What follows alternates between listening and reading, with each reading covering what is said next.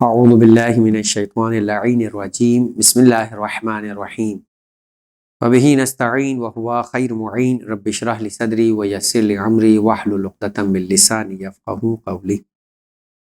سامعین اکرام، درس فقہ کے اس سلسلے کے تحت ماہ رمضان سے متعلق احکام بیان کیے جا رہے تھے، اور روزے کے مختلف عنوانات کے تحت آپ کے سامنے گفتگو پیش کی گئی۔ اب جو گفتگو پچھلے درس سے جاری ہے وہ چاند کے سلسلے میں مسائل کا بیان ہے کہ چاند کی پہلی تاریخ کس طرح سے ثابت ہوتی ہے۔ 4 طریقے جاغ سیستانی کے نزدیک جن طریقوں سے چاند کی پہلی تاریخ ثابت ہو سکتی ہے اس کا تذکرہ ہوا، اور اس کے سلسلے میں ذیلی کچھ اور مسائل کی گفتگو جاری تھی۔ آج جی اس گفتگو کو آپ کی خدمت میں عرض کرنا ہے وہ یہ کہ چاند کی اگر پہلی تاریخ ثابت نہ ہو 4 میں سے کسی بھی طریقے سے، تو ایسی صورت کے اندر عام مہینوں میں شاید کوئی اتنا بڑا شرعی مسئلہ پیش نہ آئے، لیکن حج کے مسائل کے اعتبار سے یا ماہ رمضان کے اعتبار سے مسائل پیش آ سکتے ہیں، کیونکہ یہ دونوں واجبات کا حصہ ہے۔ مخصوص تاریخوں میں اسے انجام دینا ہے، جس کے لیے پہلی تاریخ کا معلوم ہونا ضروری ہے۔ حج میں بھی مسئلہ پھر آسان ہے، اس لیے کہ پہلی تاریخ اگر پہلے دن معلوم نہ ہوئی تو دوسرے یا تیسرے دن معلوم ہو جائے گی، لیکن چاند کے سلسلے میں چونکہ پہلی رمضان المبارک ہی سے روزے رکھنے ہوتے، تو اگر پہلی رمضان ثابت نہ ہو تو پھر انسان کی کیا ذمہ داری ہے کہ آج شعبان کی 30 ہے یا پہلی۔ تو اس بات کا تذکرہ نیت کے احکام میں ہو چکا کہ اگر کسی شخص کو یہ علم نہ ہو کہ آج ماہ شعبان معظم کی 30ویں تاریخ ہے یا ماہ رمضان کی پہلی، تو اس کا فریضہ روزہ نہیں بنے۔ اگر وہ روزہ نہ بھی رکھے تو حرج نہیں۔ ہاں، اگر دن میں معلوم ہو جائے کہ ماہ رمضان کا چاند نکل چکا ہے، تو ظہر سے پہلے معلوم ہو، مفتلات روزہ انجام نہیں دیے ہو، تو اسے نیت کرنی اور روزہ رکھنا ہے۔ اگر ظہر کے بعد معلوم ہو تو اس دن اسے باقی وقت میں اپنے آپ کو مفتلات روزہ سے بچانا ہے اور بعد میں اس کی قضا بھی کرنی۔ اور اگر یہ خبر ہی دوسرے دن ہوتی ہے کہ جو گزرا ہوا دن تھا وہ رمضان مبارک کی پہلی تاریخ تھی، تو پھر اسے ماہ رمضان کے بعد اس ایک دن کی قضا کرنی۔ یہ مسئلہ تھا پہلی رمضان سے متعلق۔ لیکن اگر کسی کو یہ خبر نہ ہو کہ آج ماہ رمضان کی 30ویں تاریخ ہے یا شوال کی پہلی تاریخ، تو پھر یہ ہوگا کہ اس کے روزے کنٹینیوشن میں چل رہے، اس نے پہلی سے لے کے 29 تک روزے رکھے، اب 30ویں رمضان مبارک کو اسے یا تو روزہ رکھنا ہے یا اگر پہلی شوال ہوتی تو عید گزارنی ہے۔ اب یہ خبر نہیں ہے تو اس کی کیا ذمہ داری ہے؟ اس کی ذمہ داری ہے کہ وہ 29 کے بعد آج بھی اسی سیکوینس کے مطابق 30 ہی سمجھے اور روزہ رکھے۔ اب اگر یہ روزہ رکھنے کے بعد دن میں خبر مل جاتی ہے کہ گزشتہ رات کو چاند نظر آ گیا تھا، تو پھر یہ ہوگا کہ جس وقت بھی اسے خبر ملتی ہے اسے اپنا روزہ افطار کر دینا ہوگا، کیونکہ عید کے دن روزہ رکھنا حرام ہے، اور ذمہ داری ختم، وہ عید منائے۔ اگر یہ خبر اسے افطار کے بعد یعنی مغرب کے بعد ملتی ہے کہ آج رات یعنی پچھلی گزشتہ رات کو چاند ہو گیا تھا اور آج پہلی شوال تھی، عید کا دن تھا، تو کوئی حرج نہیں ہے، کیونکہ لا علمی کے اندر اس نے روزہ رکھ لیا۔ لہٰذا یہ مسئلہ اس وقت ہے کہ عملی اعتبار سے جب انسان 30ویں رمضان مبارک کی عدم علم کی وجہ سے سحری کرتے وقت آیا روزہ رکھ سکتا ہے؟ بالکل روزہ رکھ سکتا ہے۔ کہا جاتا ہے کہ احتمال ہے، ممکن ہے کہ آج عید کا دن ہو، احتمال ہے لیکن کنفرم نہیں۔ تو ہمیں رمضان المبارک کی کنٹینیوشن ہی کو سمجھنے کو کہا گیا ہے، اور شرعی اعتبار سے آپ کا وظیفہ یہ کہ احتمال کے بنا پر آپ رمضان کے روزے کو ترک نہیں کریں گے اور یہی سمجھیں گے کہ آج 30 رمضان ہے۔ مسئلہ نمبر 1705 کہ اگر کسی شخص پر رمضان کی پہلی تاریخ ثابت نہ ہو اور وہ روزہ نہ رکھے، بعد میں ثابت ہو جائے کہ گزشتہ رات ہی چاند رات تھی، تو ضروری کہ اس دن کے روزے کی قضا کی جائے۔ مسئلہ نمبر 1706 یہ مسئلہ اس اعتبار سے اہم ہے کہ آج کی دنیا کے اندر چونکہ انفارمیشنز پہلے کی نسبت بہت تیزی سے پھیلتی ہے، اور ہر ایک نہ چاہتے ہوئے بھی ان خبروں سے آگاہ ہو جاتا ہے، چاہے واٹس ایپ کہیں، چاہے انسٹاگرام کہیں، چاہے فیس بک کہیں، چاہے فون کہیں، ذرائع اتنے زیادہ ہے، اور ہر ایک گھر میں مختلف ذرائع کے ساتھ کنیکٹیویٹی رکھتا ہے، تو لہٰذا یعنی کسی کو کہنے کی ضرورت نہیں کہ آپ کو اطلاع دے،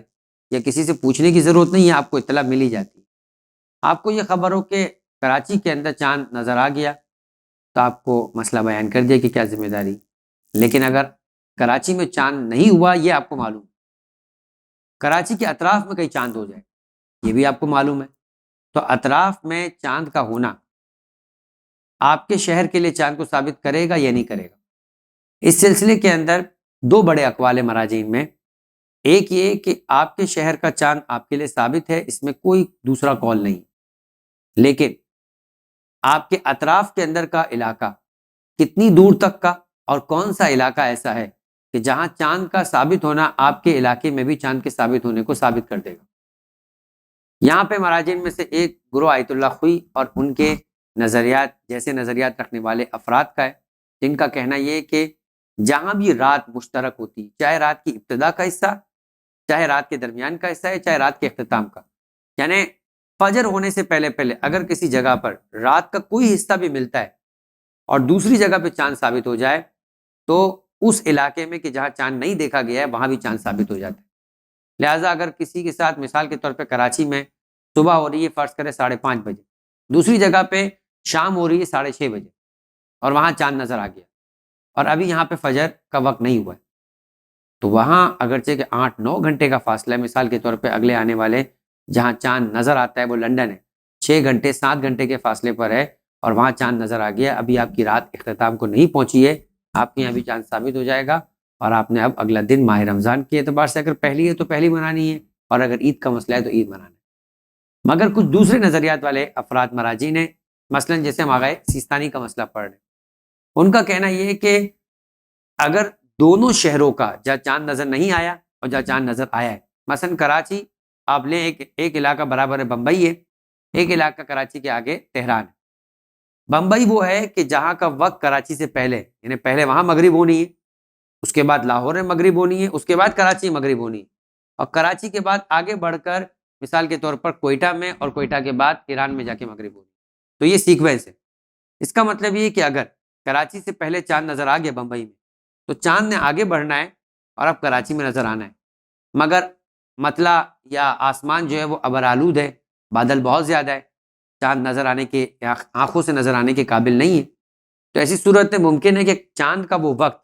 کہ جتنی دیر وہ کراچی میں نظر آتا ہے گزر جائے اور آسمان صاف نہ ہو اور چاند اب آپ کے یہاں نظر نہیں آئے، آگے جا کر نظر آئے، مثال کے طور پہ کوئٹہ میں یا آگے جا کے زائدان میں یا تہران میں نظر آئے۔ کراچی والوں کے لیے کیا حکم ہے؟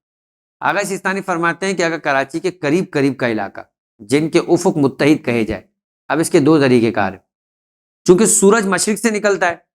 اور چاند مغرب سے نکلتا ہے تو مغربی علاقوں کو دیکھا جائے گا۔ اگر مغرب کے علاقے میں جو آپ سے قریب ہے چاند نظر آ گیا تو یقیناً کراچی میں بھی چاند مانا جائے گا، کہ اگر مطلع صاف ہوتا تو چاند میں بھی نظر آتا۔ کراچی سے آگے، یعنی اب کراچی جس کا مغرب بن رہا ہے وہ کراچی کا مشرق بن رہا ہے، جیسے تہران، وہاں چاند نظر آیا تو کہہ رہے کہ اگر یہاں سورج غروب ہونے کا اور وہاں سورج غروب ہونے کا جو فاصلہ ہے، یہاں مغرب ہو رہی ہے شام کو 6:30 بجے، وہاں کراچی کے مطابق مغرب ہو رہی ہے 7 بجے، آدھے گھنٹے کا غروب کا فاصلہ ہے۔ اگر چاند وہاں پر آدھا گھنٹہ نظر آئے گا تو اس کا مطلب یہ ہے کہ اس سے پہلے کراچی کے اندر بھی اسے نظر آنا چاہیے تھا، لیکن اگر وہاں چاند 10 منٹ نظر آیا جبکہ دونوں کے درمیان غروب کا فاصلہ آدھا گھنٹے کا ہے، اس کا مطلب یہ کہ ایک احتمال ہے کہ چاند 20 منٹ کے بعد وہاں پہ نظر آنے کے قابل ہوا تو کراچی میں چاند ثابت نہیں ہوگا۔ دیکھیں اس مسئلے کو، مسئلہ نمبر 1706 کہ اگر کسی شہر میں مہینے کی پہلی تاریخ ثابت ہو جائے تو دوسرے شہروں میں بھی جن کا افق اس شہر سے ملتا ہو، متحد ہو، وہاں بھی مہینے کی پہلی تاریخ ثابت ہو جائے گی، یعنی وہاں بھی چاند ہو جائے گا۔ یہاں پر افق متحد ہونے سے کیا مراد ہے؟ اگر پہلے شہر میں چاند نظر آئے، مثال کے طور پہ ہمارے اعتبار سے کراچی کے مغرب میں بمبئی میں چاند نظر آئے، تو دوسرے شہر میں بھی اگر بادل کی طرح، یعنی کراچی میں اگر بادل کی طرح کوئی رکاوٹ نہیں ہوتی تو چاند نظر آنا چاہیے تھا، کیونکہ چاند نے وہاں سے ٹریول کرنا ہے، بمبئی سے کراچی سے ہو کر آگے نکلنا ہے۔ ایسا اس صورت میں ہوگا جب دوسرا شہر اگر پہلے شہر کی مغربی سمت میں ہو، یعنی بمبئی جیسے کراچی کے ویسٹ میں، مغرب میں، تو اب اگر خالی ویسٹ میں ہونا کافی نہیں ہے، خالی مغرب میں بمبئی نہیں ہے، ممکن ہے کہ ویسٹ کے اندر اور بھی بہت سارے علاقے ہو، تو کہہ رہے ہیں کہ اگر خط ارض کے اعتبار سے ایک ہے لیٹیٹیوڈ، یعنی جو گلوب دیکھتے نقشہ، اس پہ دو لکیریں، ایک لمبائی میں لکیر ہوتی ہے، ایک چوڑائی میں لکیر ہوتی ہے۔ کچھ چیزیں لینگیٹیوڈ کے اعتبار سے، یعنی جو شہر ہے کراچی کی پٹی پر آگے نظر آئیں گے آپ کو، اور کچھ چیزیں لیٹیٹیوڈ کے اوپر نظر آئیں گے، یعنی کراچی کے عرض میں نظر آئیں گے۔ تو کچھ طول میں ہے، مثال کے طور پہ کراچی سے آگے اگر ہم کہیں ایک سمجھنے کے اعتبار سے گلگت یا اسکردو ہے، اور اگر لیٹیٹیوڈ کے اعتبار سے چوڑائی میں عرض میں بات کی جائے تو بمبئی۔ اب خط عرض کے اگر ہم قریب کی بات کریں تو اسکردو بھی کوئی کراچی سے قریب نہیں ہے، بمبئی کراچی سے پھر بھی قریب ہے سمندری فاصلے کے اعتبار سے۔ تو کہتے ہیں کہ اگر پہلے شہر کی مغربی سمت یعنی کراچی کے مغرب میں خط عرض کے اعتبار سے، یعنی لمبائی کی بات نہیں ہو رہی، چوڑائی میں اگر پہلے شہر سے نزدیک ہے جیسے بمبئی، تو کہا کہ وہاں چاند اگر ہوتا ہے تو کراچی میں چاند مان لیا جائے گا، اور اگر وہ مشرق میں ہو جیسے تہران میں، تو دونوں شہروں کا افق ایک ہونے کا مطلب کیا ہے؟ اب خط عرض نہیں ہے، کہہ رہے ہیں کہ یہ اس اعتبار سے کہ چاہے یہ یقین اس طرح سے حاصل ہو کہ پہلے شہر میں چاند نظر آنے کی مقدار جب تہران میں نظر آیا ہے کراچی میں نظر نہیں آیا، دونوں شہروں میں سورج کے غروب ہونے کے درمیانی فاصلے کی مقدار سے زیادہ ہو۔ کراچی میں مغرب ہو رہی ہے 6:30، تہران میں مثال کے طور پہ مغرب ہو رہی ہے 7، آدھے گھنٹہ ہے۔